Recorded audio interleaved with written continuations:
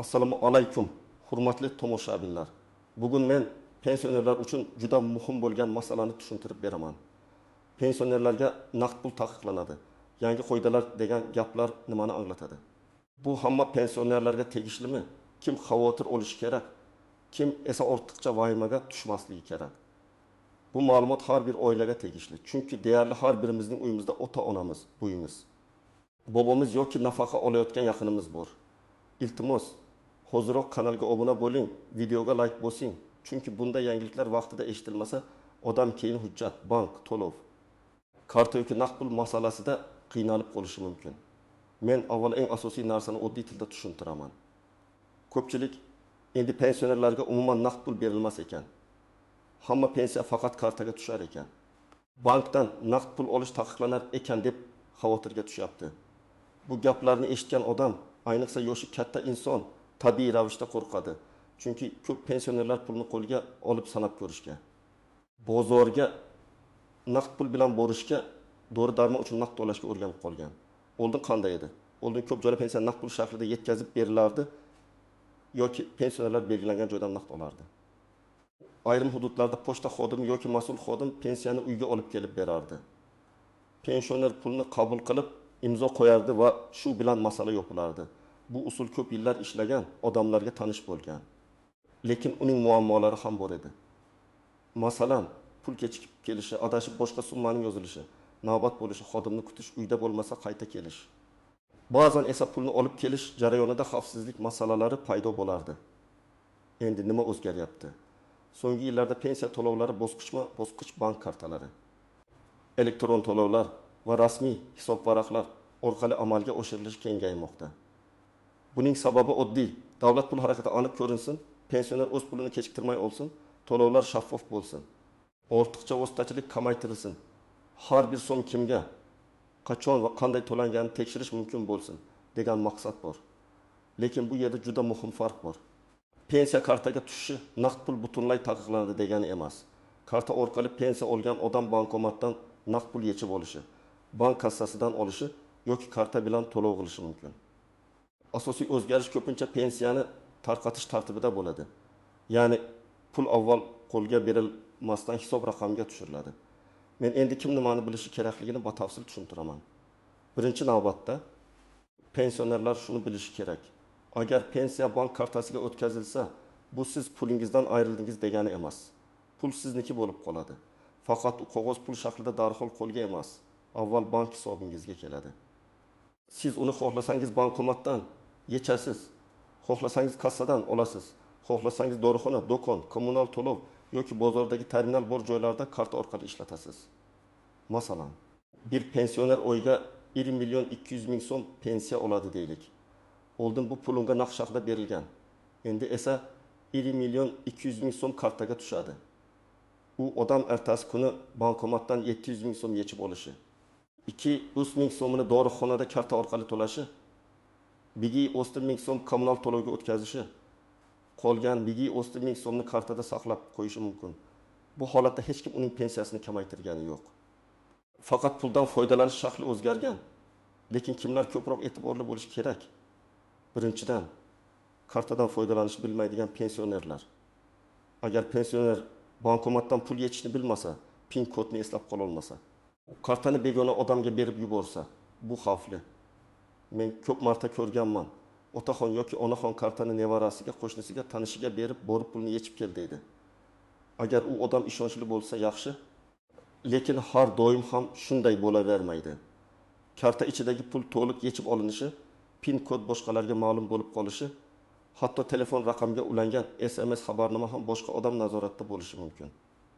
Shuning uchun yangi tartibda pensionerning eng katta himoyasi uning hujjati, kartasi, PIN kodi va telefon raqamini nazorat qilishidir. Ikkinchi guruh, sog'lig'i sababli bankka bora olmaydigan pensionerlar. Masalan, 7-8 yoshli onaxon yurishi qiyin, bankomatga bora olmaydi, ko'zi yaxshi ko'rmaydi. Bunday vaziyatda oila a'zolari endi kartaga tusharkan o'zingiz borib oling deb tashlab qo'ymasligi kerak.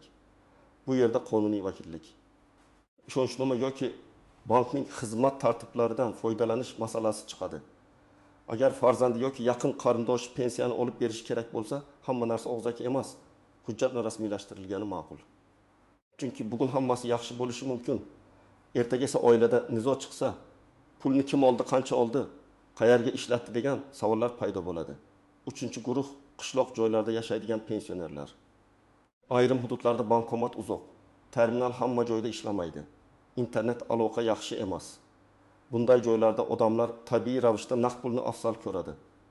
Men bunday pensionerlarga maslahat beraman. Pensiya tushadigan sanani bilib oling. Eng yaqin bankomat qayerda ekanini aniqlang. Bankomatda naqd pul bo'ladigan vaqtlarni so'rab ko'ring. Kerak bo'lsa bank filialiga borib karta va hisob bo'yicha tushuntirish oling. Agar bankomat doim ishlamasa, bu haqda bankning aloqa markaziga yoki filial rahbariga murojaat qilish kerak. Chunki pensiya kartaga tushishi bilan ish tugamaydi. Pensioner o'z puliga amalda yetib borishi ham ta'minlanishi kerak. 4-masala pensiya miqdori va ushlab qolishlar. Ba'zan pensioner kartaga pul to'p tushganda oldin 1 million olayotgandim.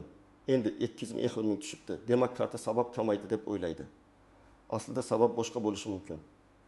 Aliment, qarzdorlik, kredit, ijro hujjati, ortiqcha to'langan summani qaytarish yoki boshqa rasmiy ushlab qolishlar bo'lishi mumkin. Shuning uchun pensioner har oy tushgan pulni tekshirishi kerak. Agar summa kutilgandan kam bo'lsa, darhol bankni ayblashdan oldin pensiya jamg'armasi bo'limiga yoki tegishli tashkilotga murojaat qilib, hisob-kitob varaqasini so'rash kerak. Qancha pensiya tayinlangan, qancha ushlab qolingan, nima sababdan ushlangan, hammasi yozma tarzda aniqlanishi kerak. Yana bir misol keltiraman. Bobur aka 65 yoshda 1 million 500 ming so'm pensiya oladi. Unga karta ochilgan. Bir oy 1 million 500 ming to'liq tushdi. Keyingi oy 1 million 200 ming tushdi. U naqd pul taqiqlanibdi, endi bank pulimni olib qolayapti deb o'yladi. Lekin tekshirsa, oldin olingan kichik kredit bo'yicha avtomatik yechim bo'lgan yoki ijro hujjati asosida ushlab qolish qo'yilgan bo'lishi mumkin. Demak, sababni aniqlamasdan xulosa chiqarish noto'g'ri. Har bir ushlab qolishning hujjatli asosi bo'lishi kerak. Kimlar xavotir olmasligi kerak. Agar sizning pensiyangiz kartaga vaqtida tushayotgan bo'lsa, siz bankomatdan pulni bemalol yechayotgan bo'lsangiz, karta bilan to'lov qilishni bilsangiz, telefoningizga SMS kelayotgan bo'lsa, sizda katta muammo yo'q. Faqat ehtiyotkorlik qoidalariga amal qiling. PIN kodni hech kimga aytmang. Kartani suratga olib hech kimga yubormang. Telefoningizga kelgan kodlarni hech kimga o'qib bermang. Bank xodimi ham, davlat xodimi ham sizdan SMS kod so'ramasligi kerak. Agar kimdir telefon qilib, pensiyangiz blok bo'lmasligi uchun kodni ayting desa, bilingki, bu firibgarlik bo'lishi mumkin. Endi istisnolar, nozik joylar va ko'pchilik e'tibor bermaydigan holatlarga o'tamiz. Eng muhim nuansa shuki, naqd pul taqiqlanadigan jumla ko'pincha noto'g'ri tushuniladi. Ko'p hollarda gap pensionerni tarqatishning eski usullari qisqarishi yoki ayrim to'lovlar bank tizimi orqali rasmiylashtirilishi haqida bo'ladi. Ya'ni davlat pensioner pulini ishlatmasin demaydi. Aksincha, pul uning nomidagi hisobga tushsin, keyingi harakat aniq bo'lsin, pensioner o'zi xohlagancha foydalansin degan tizimga o'tiladi. Istisno holatlar bo'lishi mumkin. Masalan, ayrim nogironligi bo'lgan shaxslar, yoshi juda katta bo'lgan, o'zi harakatlana olmaydigan, doimiy parvarishga muhtoj pensionerlar uchun alohida tartiblar saqlanishi yoki qo'shimcha xizmatlar bo'lishi mumkin. Bunday holatda men har doim bitta narsani aytaman. Og'zaki gapga ishonib qolmang. O'zingiz yashaydigan hududdagi pensiya jamg'armasi bo'limidan yoki bank filialidan yozma va aniq javob oling. Menga falon qo'shni aytdi. Mahallada shunday deyishdi. Internetda ko'rdim degan gap huquqiy asos bo'la olmaydi. Yana bir muhim masala ishonchnoma. Ko'p pensionerlar farzandiga yoki qarindoshiga sen olib tur deydi. Agar bu doimiy holat bo'lsa, notarial tartibda ishonchnoma qilish kerak bo'lishi mumkin. Ishonchnomada kim, qaysi muddatga, qaysi bankdan, qaysi hisob bo'yicha pul olish huquqiga ega ekani aniq yoziladi. Bu pensionerni ham himoya qiladi. Pul olib berayotgan qarindoshni ham himoya qiladi. Chunki keyinchalik boshqa farzandlar nega pulni sen olding desa hujjat bor bo'ladi. Lekin ishonchnoma berishdan oldin pensioner o'zi ishonadigan odamni tanlashi kerak. Men hech qachon kartani tasodifiy tanishga yoki faqat bir marta yordam bergan odamga berishni tavsiya qilmayman. Pitfall, ya'ni yashirin xavflardan yana biri bank kartasiga bog'langan pullik xizmatlar. Ayrim pensionerlar kartani oladi. Lekin SMS xabarnoma, mobil ilova, kredit takliflari, avtomatik to'lovlar qanday ishlashini bilmaydi. Natijada kichik komissiyalar yoki xizmat haqlari bo'lishi mumkin.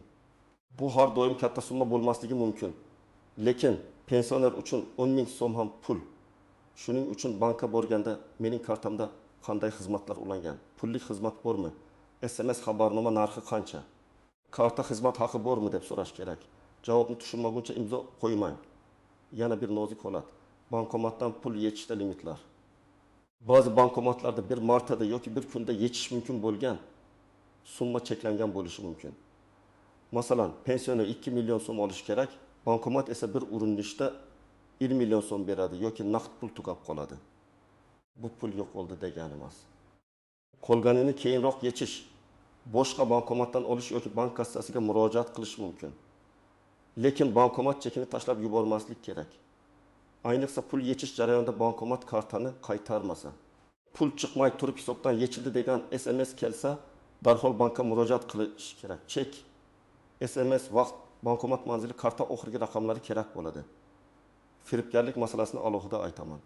Yangi qoidalar haqida gap ko'paygan sari firibgarlar ham faollashadi.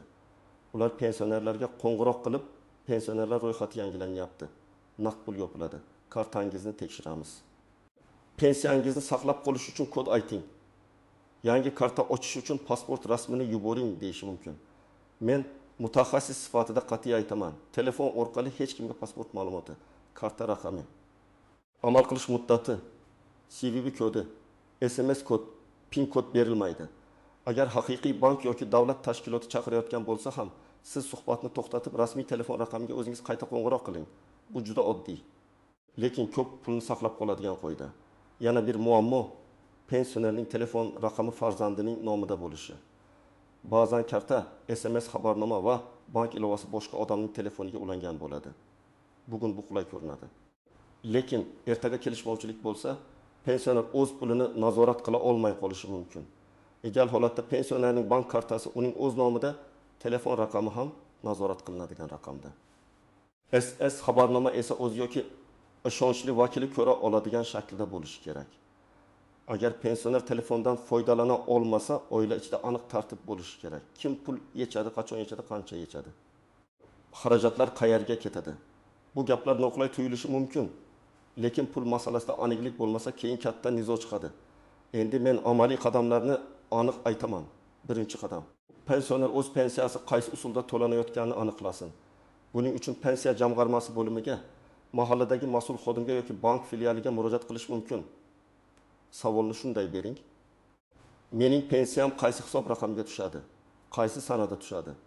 To'liq summa qancha? Ushlab qolish bormi? Javob umumiy emas, aniq bo'lishi kerak. Ikkinchi qadam, karta va hisob hujjatlarini tartibga keltiring. Pasport yoki ID karta, pensiya guvohnomasi yoki pensiya bilan bog'liq ma'lumotlar, bank kartasi, banka shartnomasi, telefon raqami, agar kerak bo'lsa ishonchnoma tayyor bo'lsin. Agar karta muddati tugayotgan bo'lsa, oldindan bankka boring. Karta tugab, pensiya tushadigan kuni shoshilib qolmang. Ko'p pensionerlar karta muddati tugaganini faqat pul yechmoqchi bo'lganda biladi. Uchinchi qadam. Bankdan kartadan foydalanishni tushuntirib berishni talab qiling. Bu uyat emas.